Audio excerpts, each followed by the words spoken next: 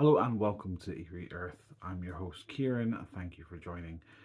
This episode of Behind the Drama, I'm going to be talking with Megan Chase, Saxon Davids, and Rick Oldroyd about the first two seasons of The Fallen, getting their opinions on it, how they felt working on the project, and really just having a general discussion about it. I really hope that you enjoy this interview. And if you do enjoy this video, then please consider subscribing to the channel. Support the channel where you can. Any support you guys can give would be very much appreciated.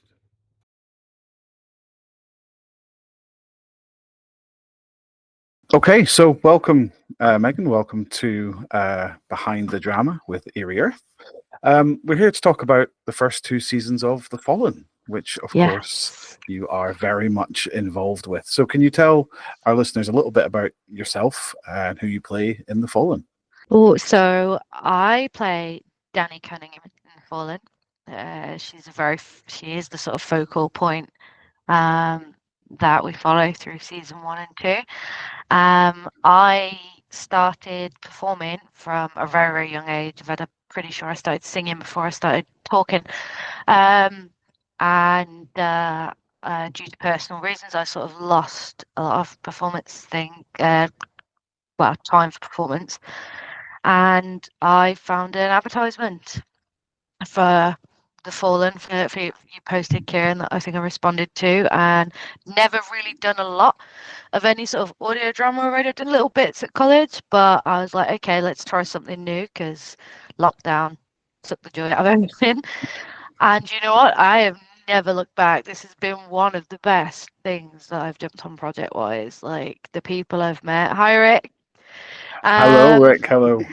Yourself, Kieran, and the other members of the cast, and expanding from there, the other projects I've been involved with because of The Fallen has been amazing. And Danny Cunningham, she will forever be a part of me, this character. I really appreciate it. I really appreciate those kind words. Hello, Rick. Thank you very much for joining. Oh, yeah. I put an open call out to the cast this evening to ask who would want to come and do this interview, and you guys have responded, which is great. Rick, of course, you played Abbott in season 1 and 2 of The Fallen. So we're just doing a little bit of an interview to discuss your views on your thoughts of your time playing Abbott and kind of what it meant to you throughout the first two seasons of The Fallen. It's really great to see you. I've not seen you for a while, so welcome. No, it's been a while. Yeah. So how did you get into playing Abbott? Oh, we're going back a bit now, aren't we? It was pretty much after the whole COVID thing. I wanted to do something a bit more fun with my time and decided that I'd give acting a shot. So I was trying to sort of get on with a few different things, did a few student films, and voice acting's always been something I've been interested in as well. And I saw your call out for a part. I think I perhaps tried to apply for, a Pete or something. And after discussing, you said yourself that you thought Abbott would be a good fit, and after reading the part and everything, I mean, who doesn't want to have a go at a bad guy? So it was a lot of fun. It was a lot of fun playing the somewhat deranged Abbott there. A little bit, just a little Just bit. a little bit, yeah. Obviously, you touched on something there that you originally auditioned for Pete, and I said, yeah, I think this is going to be more of a fitting role for you. The minute I heard your voice, you fitted exactly how I imagined Abbott for the character. That's nothing on any reflection on your personality. You're one of the nicest guys I know, so it's definitely not any reflection on your character. But I think you do an incredible job as Abbott. Yeah. Yes, Abbott was a very interesting. We have someone else. We have our very own Pete coming to join us. OG cast is filling up the interview. Here he is. Hello. Hello there. We have our very own Pete. Thank you very, very much for joining, my friend. How are you doing? You all right? Very good. Thank you. How are you? Yeah, sound. It's a long time no see. Yeah. I've only just noticed this was happening because I've been at work all day doing all kinds of other stuff, and I've just got upstairs into bed now, and I'm like, oh, there's a thing happening now. So, oh, bless you. Well, all we're actually doing is we're doing a little bit of an interview to kind of discuss The Fallen, the first 2 seasons of The Fallen. Yeah. And how you got into it and how you felt getting on about playing Pete, of course. Nice one. So how did you come about playing Pete? I'd wanted to do voice acting stuff for a little while. And then one day I was just like, you know what, I'm going to join some random Facebook pages, and I put the feelers out, and I saw your post looking for actors. I was like, cool, this sounds fun. Zombies, that'll be great. Did not think I was going to get anything, because like I'd not done anything before The Fallen. Got chatting to you, handed over the script. I was unsure about who I was going to be playing to start with. I think I read lines for both Stevenson and Pete. And you were like, yeah, do you want Pete? So, well, here I am. just like I said with Rick regarding to Abbott, as soon as I heard your voice, I knew that is my Pete, Oh. 100%. Because if you don't know, The Fallen started as a novel that I had written originally, and I never ever planned to publish it. It was just something I thought, I'm just going to try my hand at writing and see what happens. And then it sat on my computer for ages and ages and ages. And then I started Eerie Earth, and I went, I'm enjoying doing Eerie Earth, where I'm writing ghost stories and paranormal tales and, you know, doing my hour-long shows, whatever. But I want to do something more. I want to try my hand at voice acting and, you know, audio dramas. So I thought, what better way that I've already got a story? Let's just turn that into something. So I turned it into a script. So, but when I wrote The Fallen, the way you guys have portrayed the characters is exactly as I imagined them talking in my head. So to see them come alive has just been incredible.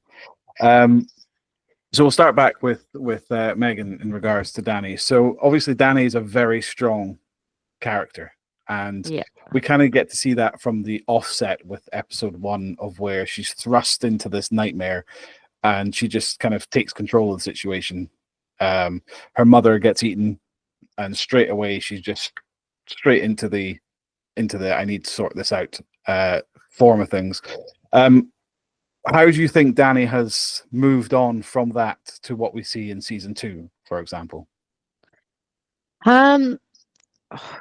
She's changed. She changed so much, just like over that first season. I mean, I think that sort of, this is an intense crisis and I'm just going to head on and deal with it sort of a thing, that she sort of started with, has changed in that she's faced more growth and emotion, having to like care for Cal and interacting with everything going on and being aware, but then also the emotional impactors of the losses and stuff and what's going on. And I think that the equation of emotion comes into it more.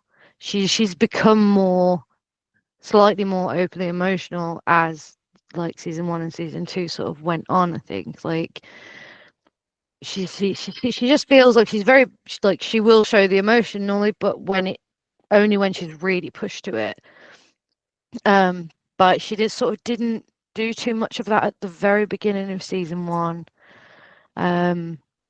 Yeah, and it just, I don't know, to try and pull that growth through from being somebody who's still in like pre-adulthood in their head through this dramatic zombie situation into adulthood's a really odd sort of stepping block. It kind of makes you think about how you did that, and then make you think, I really did that wrong.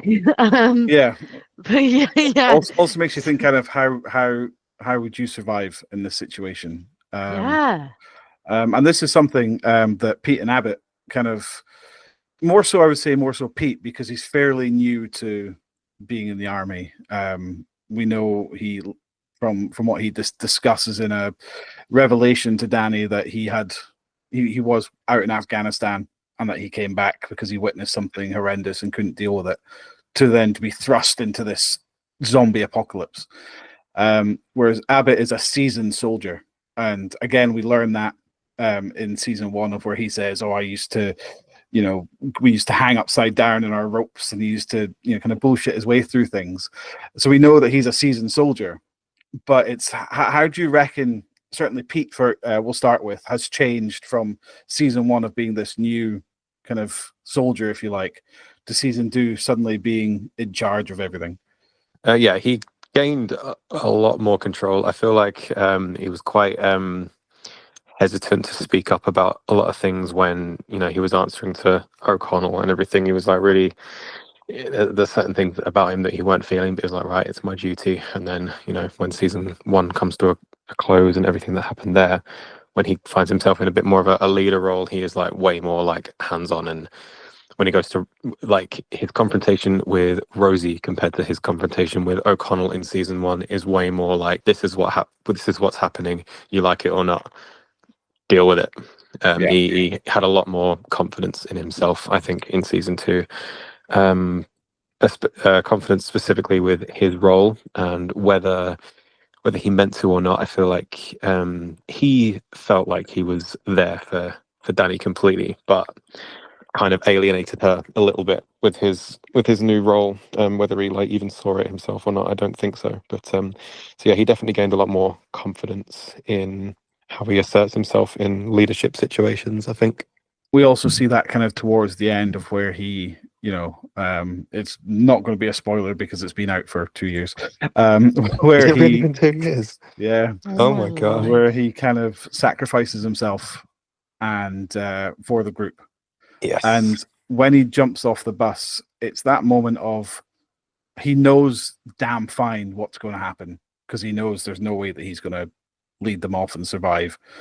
And he does this kind of for the group to kind of save them.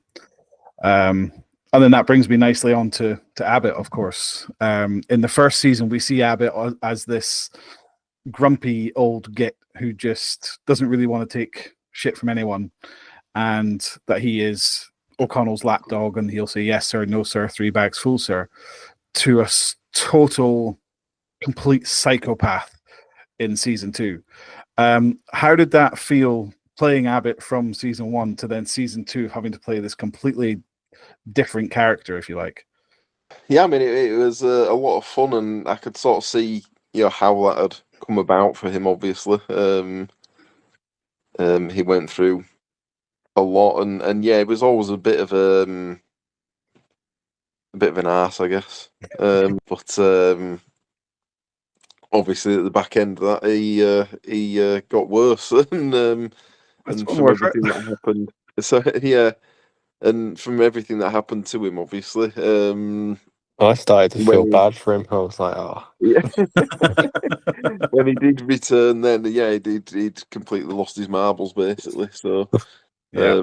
I kind of, you know, for me personally, I had this kind of almost Joker-like image of just someone that's completely insane and doesn't have really a grounding in reality anymore, and yeah, just that kind of classic complete psycho villain kind of thing, and it was a lot of fun to tap into that. And I just find it amazing because you do the characters so well, and then but like I've spoken to you with video calls and working through the project, and I'm like, you are the sweetest, most down to earth person, and you're nothing like that, but you do it so well. Like, oh, it's so much fun playing a bad guy, though, isn't it? You've got to get in.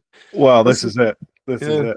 That's why it's more fun, isn't it? Being you know, the whole thing with acting and doing something that you're not, essentially, and stepping outside of your own self. I mean, no one wants to listen or watch 2 hours of a guy doing random IT things and fixing printers. I don't know. There might be some people who might be. There is probably like OnlyFans out there for that or something. Yes, it's going to be a thing. Like only print or something like that. Only print. Now, obviously, you've talked about how you guys felt playing the characters, but the characters did have emotional moments throughout both season 1 and 2. Abbott, not so much in season 1, apart from the last episode where he confronted O'Connell and kind of got left for dead. But we'll get on to Dani in a second, because Dani's obviously had the most kind of character arc. And yeah, you've been through the ringer. Yes, absolutely. But with Pete, you've got that moment where about halfway through season 1, he has that moment with Dani where he basically reveals that he's in love with her, and that he wants to, tell her everything, and he kind of breaks down, to kind of going up into season 2 of where he's become this stoic soldier and nothing's going to get in his way, to then suddenly realizing he's going to be a dad. How do you think you were able to tap into that emotion playing that character? It might be a really boring answer. I don't know. I kind of just like, I don't know. I kind of just riff on other performances I've seen. I will say, I don't think I'm, at the minute at least, I don't think that was my best performance of like the emotional side of things. It's nothing that I've really done before. In terms of like tapping into it, I don't know. I try to think of like performances that have resonated with me that I've seen, and also just like I really try and put myself into these situations and how I feel I would feel had that happen. I feel like that's a really like boring basic answer, but like yeah, I don't really know.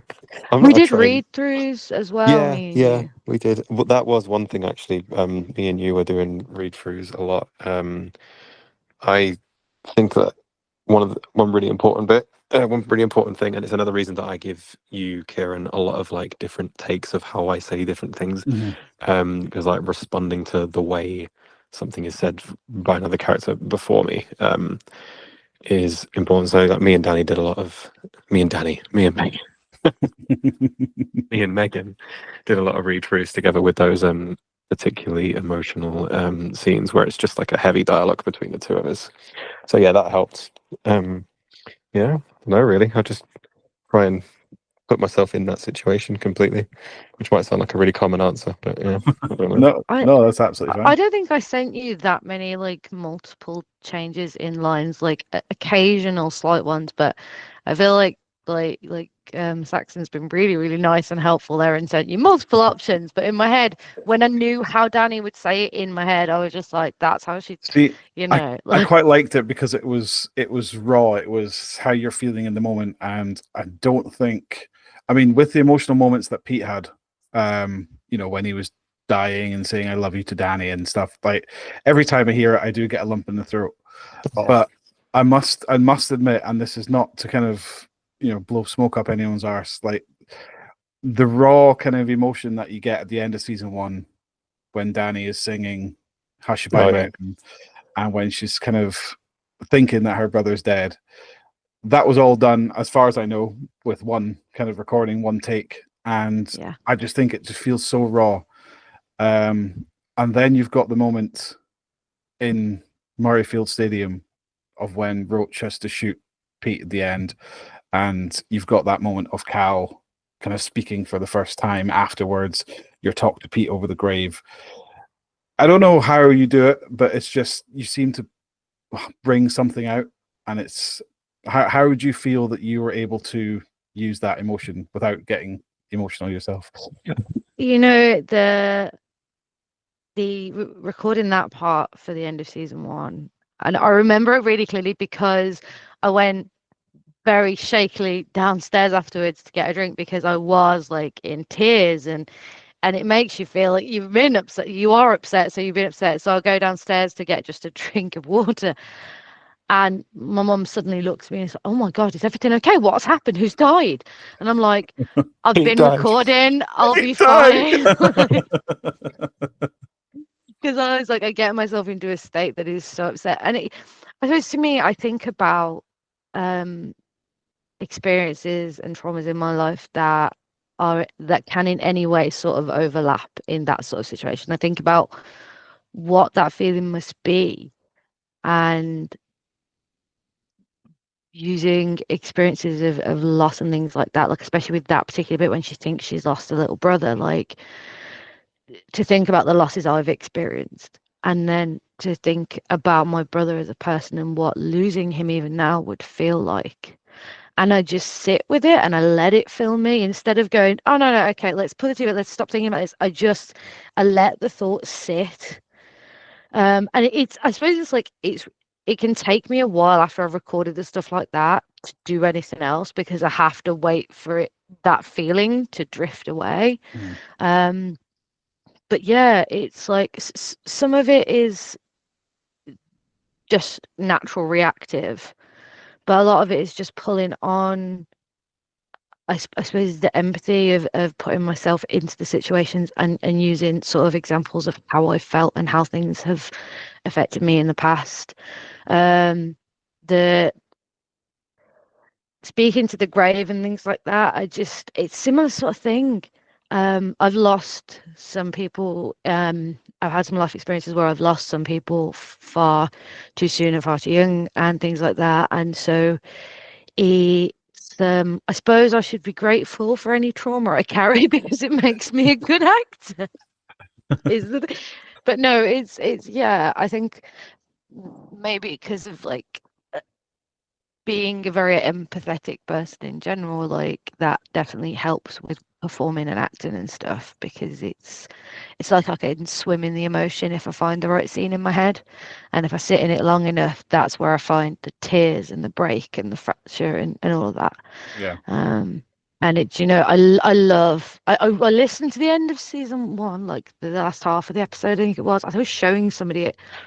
And I just remembered the whole process of that first season and then that last scene. And the first time I read it, like, Kieran, the emotional damage you've put me through in this series. I remember getting a voice note about it going, "What have you done to me? How dare you?" And I was just like, I TikToked about it. I TikToked about the emotional damage. Yeah. The Fallen is just beautiful. Like, you've written such an incredible like world that we've, like, for me, I can't speak for the others, but I've had so much pleasure bringing this world to life. I agree with you. Yeah. I have revisited it quite a few times and just sat and listened to both season 1 and 2. Just like when I've got loads of hours of downtime, I will just like stick it on and like revisit it. And yeah, I really loved what we did. It was great. Well, thank you. I really appreciate that. I mean, I listened to it quite a lot, and I kind of think to myself for a moment, how the hell did I write that? Like, where's these words coming from? But that kind of brings me on to season 3. Obviously, recordings for season 3 have come through. I've edited episode 1. I'm in the process of editing episode 2. Without giving too much away from what you've read of the script, obviously, Saxon and Rick, your characters are now dead. But Rick, you have appeared in episode 1 as a different character. I'll get on to why we've done that a wee bit later. But Megan, you've read presumably the whole lot, hopefully. Yeah. How do you think season 3 is going to go in comparison to season 1 and 2? Because it's quite a dramatically different shift from, I'd like to think, from. I think like the first instance, like when I read the first couple of episodes through, and I was actually at work when I read the first couple of episodes through, and I had to stop because I was getting way too engrossed. I was reading. But the thing that hit and made me realize this was going to be different was Danny, which I suppose makes sense because that's who I'm focused on in the story. But just how different she is, like the space between season 2 and season 3. And I sat for such a long time. As I sat, I've ADHD, I don't sit. I paced around in circles doing peculiar things for a really long time, swimming in my own head about like filling in the gap and like who she is now, who she's had to become. And what that means, what that changes for her and how she would react to things. And it's almost like she's in the space, the gap between season 2 and season 3, she's evolved into a very different person because she's had to be. And she's tackling situations in a thing that wasn't where she was at before. She's a sort of more grown up, definitely a more battle worn, I suppose. Like different. It's the same Danny, but she's definitely gone through some growth between end of season 2 and season 3. Yeah, and there's reasons for that which we can't give away, but there are reasons. No, I'm trying really careful. I'm really bad with this stuff. You're okay. I'm really treading carefully with everything I say. So I'm you're absolutely fine. You're absolutely fine. Obviously, like I mentioned, Pete and Abbott aren't in it anymore. But Rick, you played a different character and you played a kind of a little bit of a side character, just to kind of have a bit of a cameo in the season. How does it feel playing a different character in the same universe? Yeah, as you mentioned, it's quite a small thing, but it's nice to still be involved, if that makes sense. Obviously, as you say, Abbott is gone, which is a shame in a way. But but yeah, getting to stay involved obviously is nice. I have tried to avoid reading the rest of it, so this time round I can experience it as oh, bless you, as an audience member and see, hear it for the first time, I guess. Yeah. But yeah, no, it's like I say, it's good to still be involved and still to be able to, keep up with you guys and everything. It's yeah. It's good. Well, I mean, again, Saxon, Pete's now dead, and you've got a small part in season 3 as well. Same sort of question to you, really. Having played such a pivotal role in both season 1 and 2, how does it feel to kind of be part of it but not be a main part of it? I feel a bit like less pressure, I guess. But I'm glad I'm still. I always wanted to like see if I could come back with a minor role or something, because I love being involved with it all. It's great. I skimmed through things to like kind of pick out where the lines for my character were, to find out like where I was, but I didn't want to like spoil myself too much on what's going on. I wanted to like wait to hear the episodes as they come out. But yeah, I'm really looking forward to. It's a very small part, which I'm still looking forward to. I want to like, I don't know, even though he's like, I don't know what to talk about without going into too much detail. Everyone's being real careful. We've obviously had a discussion about how you want the character to be. Yeah. But it is a small part, but it's a cameo part. To kind of say that you're still very much involved with it. But this kind of brings me on to another point of, there was something that I always wanted to create with Eerie Earth, and that was something known as, I call, the Eerieverse. The Eerieverse, very similar to like the Flannanverse with I can't remember his first name. Mike Flanagan. Mike Flanagan, that's it, who did Haunted Hill House, Midnight Mass and stuff, where he uses the same actors in the different films or different series. And that was kind of what I wanted to go with. So the three of you actually have been in quite a few of the other Eerie Earth projects. Of course, Rick and Megan, you were in McKinley Haunting, and Rick and Saxon, you were in Hunted as well. And so there's other projects that you've been part of. But do you think that has been helpful for working on The Fallen, having different projects under your belt, or do you think it's not really made too much of a difference? I think it's helped in terms of the ease of getting it made. Like, we don't have to get to know different cast members and loads of other different actors and stuff. We were all kind of like, it's a project that's made by you, and we're the actors again, so we kind of like know the process inside out a little bit, and kind of like there are no training wheels. Essentially, we kind of all know what we're doing, and we're just like, right, yeah, cool, let's go.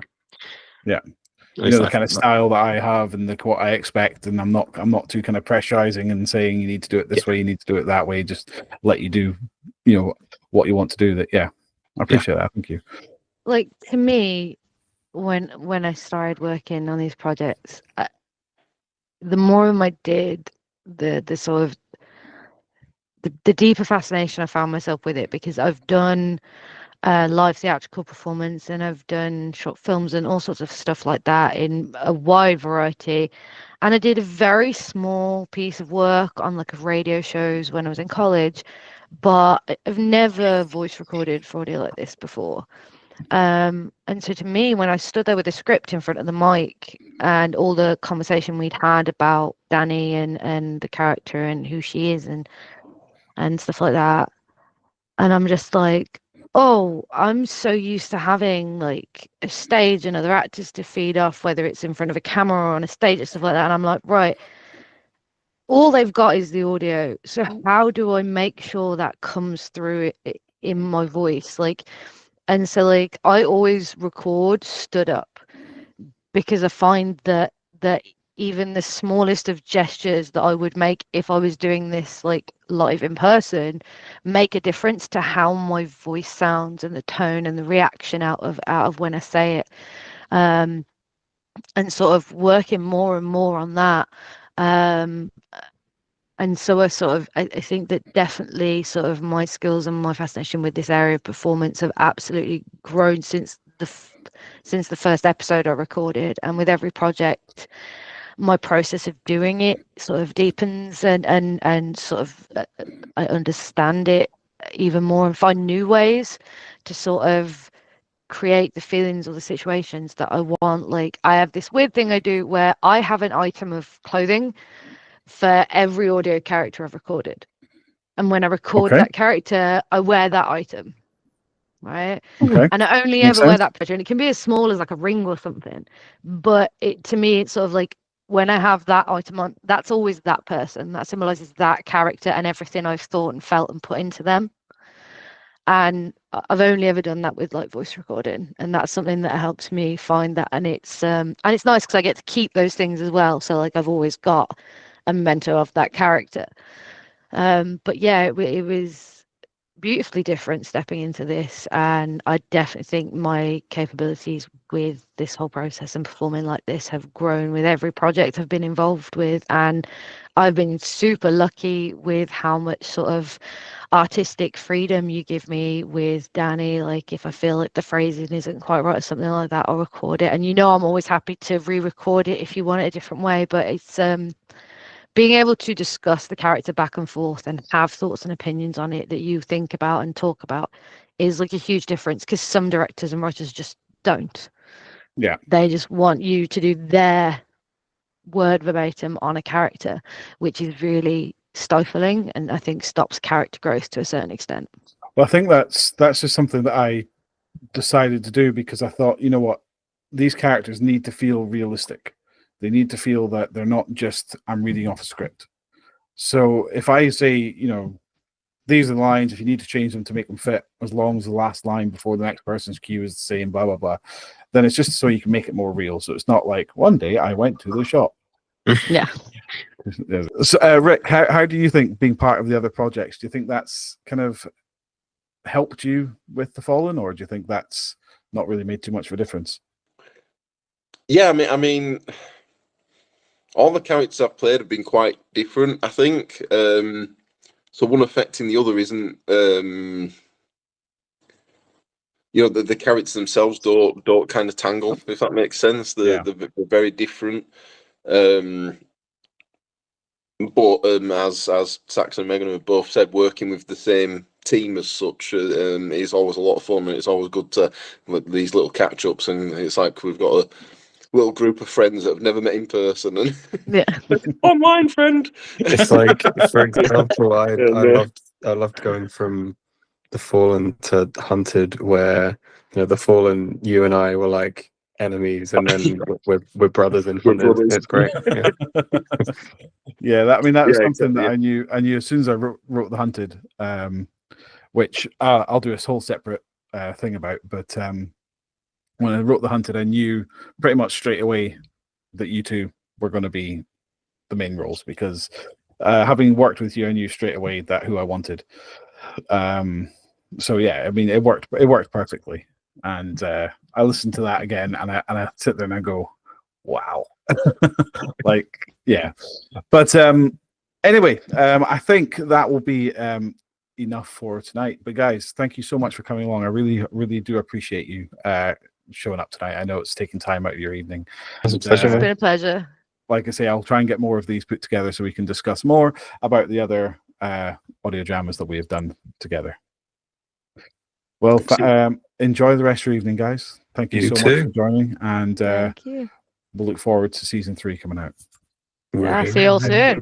First episode's coming out on Halloween, so we've only got 2 weeks for the first episode to come out. So, but guys, thank you so much for coming along. I shall see you again. Take care, guys. Bye-bye. Bye. Bye. Thank you very much for watching that interview. I really hope that you enjoyed it. Please, if you did, support the channel, subscribe, like, comment, ask any questions that you want, and I can forward them on to the actors if you wish. And the next season of The Fallen, season 3, will be coming out on Halloween, so be sure to follow us on social media and also follow us on Spotify under Eerie Earth, and you will find us there. And any support you guys can give would be very much appreciated. So thanks very much for watching, and as always, bye bye for now.